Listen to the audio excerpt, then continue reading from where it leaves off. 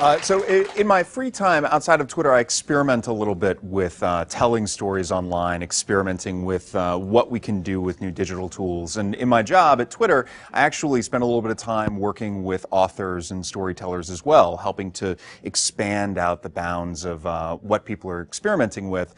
And I want to talk through some examples today of things that people have done that I think are really fascinating, using flexible identity and anonymity on the web, and blurring the lines between fact and fiction. But I want to start and go back to the 1930s, long before a little thing called Twitter. Radio brought us broadcast and connected millions of people to single points of broadcast. And from those single points emanated stories. Some of them were familiar stories, some of them were new stories, and for a while they were familiar formats. But then radio began to evolve its own unique formats specific to that medium. Think about episodes that happened live on radio. Combining the live play and the serialization of written fiction, you get this new format. And the reason why I bring up radio is that I think radio is a great example of how a new medium defines new formats, which then define new stories. And of course, today we have an entirely new medium to play with, which is this online world. This is the map of verified users on Twitter and the connections between them. There are thousands upon thousands of them. Every single one of these points is its own broadcaster. We've gone to this world of many to many, where access to the tools is the only barrier to broadcasting. And I think that we should start to see wildly new formats emerge as people learn how to tell stories in this new medium. I actually believe that we are in a wide open frontier for creative experimentation, if you will, that we've explored and begun to settle this wild land of the internet and are now just getting ready to start to build structures on it. And those structures are the new formats of storytelling that the internet will allow us to create. I believe this starts with an evolution of existing methods. The short story, for example, people are saying that the short story is experiencing a renaissance of sorts, thanks to e-readers, digital marketplaces. One writer, Hugh Howey, experimented with short stories on Amazon by releasing one very short story called Wool. And he actually says that he didn't intend for Wool to become a series, but that the audience loved the first story so much they demanded more. And so he gave them more. He gave them Wool 2, which was a little bit longer than the first one, Wool 3, which was even longer, culminating in Wool 5, which was a 60,000-word novel. I think Howie was able to do all of this because he had the quick feedback system of ebooks. He was able to write and publish in relatively short order.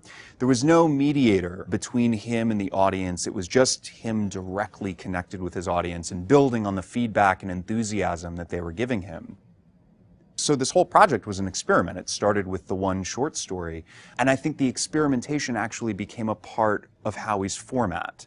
And that's something that this medium enabled, was experimentation being a part of the format itself. This is a short story by the author Jennifer Egan called Black Box.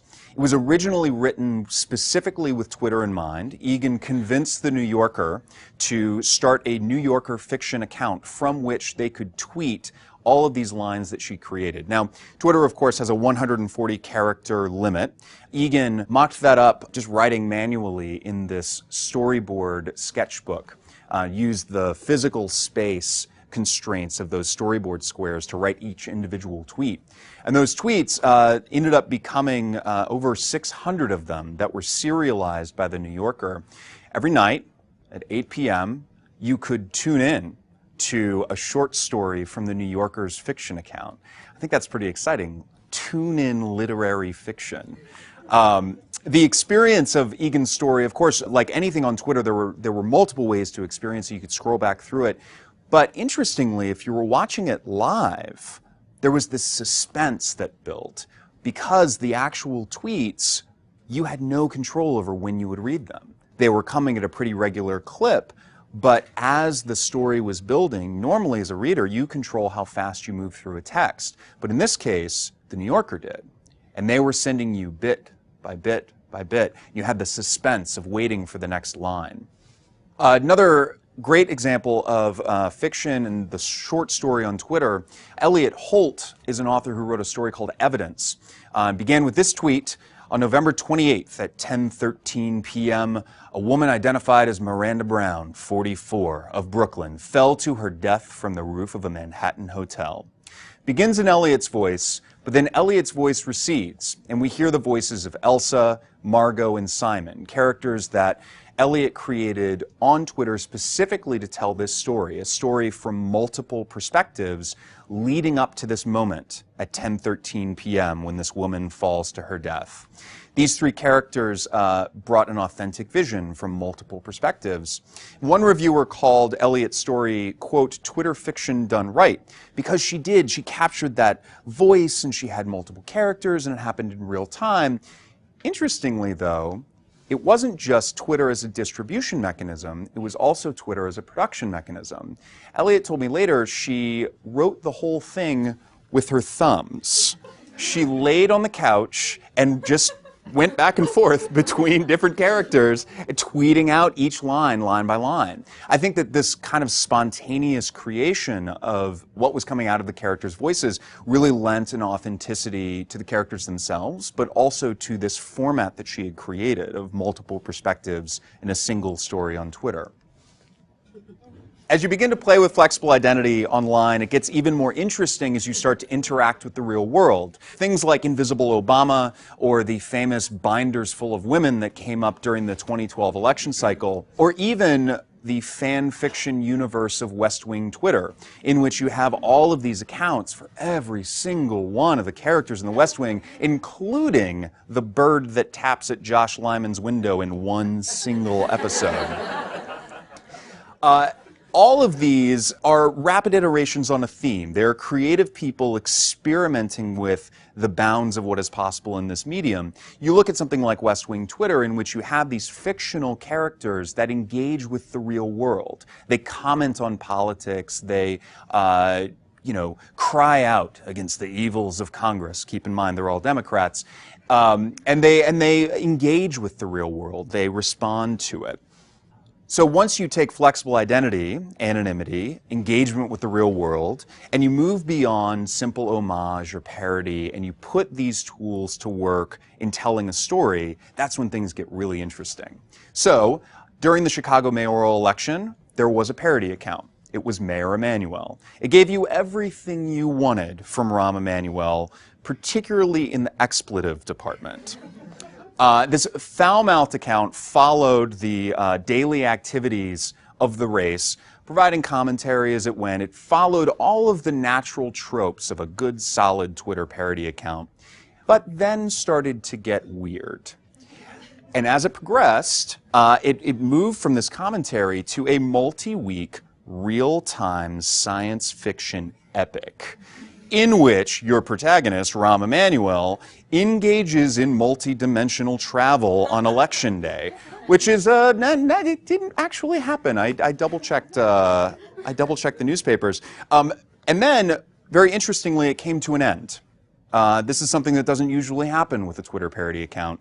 It ended, a true narrative conclusion.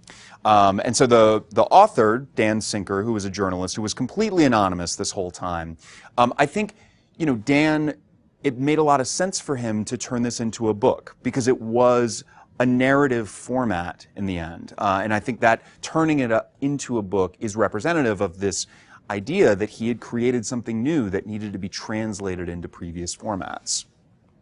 One of my favorite examples of something that's happening on Twitter right now, actually, is the very absurdist Crimer Show. Crimer Show tells this story of a super criminal and a hapless detective that face off in this exceptionally strange lingo with all of the tropes of a television show. Crimer Show's creator has said that it is a parody of a popular type of show in the UK, but man, is it weird. And there are all these times where Crimer, the super criminal, does all these TV things. He's always taking off his sunglasses or turning to the camera. But these things just happen in text.